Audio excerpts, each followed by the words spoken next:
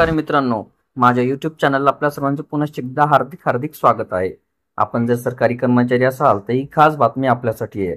जुनी पेन्शन योजना लागू करण्याची मागणी करणाऱ्या राज्य सरकारी कर्मचाऱ्यांना आता दिलासा मिळालेला आहे।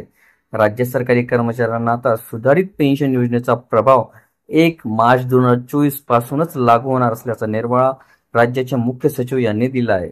राज्य सरकारी कर्मचारी मध्यवर्ती संघटना प्रतिनिधी आणि राज्याच्या मुख्य सचिवाच्या दालनात मंत्रालयात सोमवारी बैठक पार पडली। या बैठकीला या विषयाशी निगडीत असलेले सर्व विभागांचे सचिव उपस्थित होते। सुमारे तासभर झालेल्या या बैठकीत अनेक निर्णय घेण्यात आले। राज्य सरकारी कर्मचाऱ्यांना आता सुधारित राष्ट्रीय पेन्शन योजनेचा प्रभाव दिनांक 1 मार्च 2024 पासूनच लागू असेल आणि त्यानुसार शासकीय आदेश सुद्धा पारित केला जाईल, असा निर्वाळा मुख्य सचिव नितीन करियर यांनी या चर्चेवेळी दिला। तसेच केंद्राप्रमाणे 4% महागाई भत्ता वाढ देण्यास देखील सत्वर मंजुरी देण्यात येणार असल्याचे त्यांनी स्पष्ट केले। सेवानिवृत्तीचे वय 60 वर्ष करण्याबाबतचा प्रस्ताव मंत्री पातळीवर सादर करण्यात आला असल्याचे यावेळी त्यांनी सांगितले। निवृत्ती वेतनाच्या अंश राष्ट्रीयकृत भागाची देय रक्कम 12 वर्षांनी पुनर्स्थापित करण्यात येईल असेही स्पष्ट केले। वार्षिक नियतकालीन बदल्यासंदर्भातील निर्णय अद्याप झालेला नाही, मात्र विनंती बदल्यासंदर्भातील प्रकरणे मुख्यमंत्री पातळीवर निकालात काढले जातील असे आश्वासन यावेळी देण्यात आले।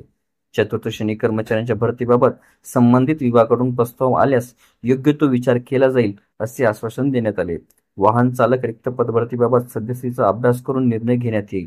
अनुकंपा तत्वावरील नियुक्त्यांबाबत सध्या शासनाचे धोरण सहानुभूतीचे असून प्रतीक्षा यादीतील जास्तीत जास्त कर्मचाऱ्यांचा अनुकंपा नियुक्तीवर विचार केला जाईल असे या बैठकीत निश्चितपणे सांगण्यात आले। सेवानिवृत्ती उपदान 14 लाखांऐवजी 25 लाख रुपये निश्चित करण्यासंबंधातील प्रस्ताव तयार करण्यात आल्याचेही सांगितले। आरोग्य विभागातील रिक्त पदे भरण्याचे धोरण सध्या राबवले जात आहे। सर्वोत्तम कामासाठी आगाऊ वेतनवाढ देण्याबाबतचा उद्देश लक्षात घेऊन या प्रश्नाबाबत नव्याने अभ्यास केला जाईल असे सरकारने सांगितले। शासकीय महिला कर्मचाऱ्यांना वाढीव बालसंगोपन रजा देता येईल किंवा कसे याबाबत अभ्यास करून निर्णय घेतला जाणार आहे। कंत्राटी आणि योजना कामगारांना संबंधित विभागाच्या मागणीनुसार त्यांची सेवा नियमित करण्याचे धोरण राबवले जात आहे। 2 फेब्रुवारी 2023च्या अधिसूचनेबाबत तसेच ड वर्ग कर्मचारी क वर्ग समोरात नियुक्ती झालेल्या कर्मचाऱ्यांच्या कालबद्ध पदोन्नती संदर्भातील समस्येबाबत वित्त विभागात चर्चा करून मार्ग काढण्यात येणार आहे।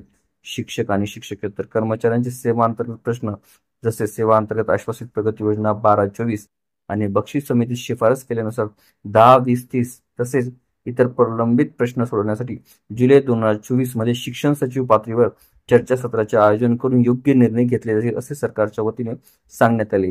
या चर्चेचे नेतृत्व मध्यवर्ती संघटनेचे सरचिटणीस तसेच समन्वय समितीचे निमंत्रक विश्वास काटकर यांनी केले। अशाच नवीन अपडेटसाठी चॅनलला निश्चितच सबस्क्राईब करा। लवकरच आपण पुढच्या व्हिडिओमध्ये भेटूया, तोपर्यंत नमस्कार।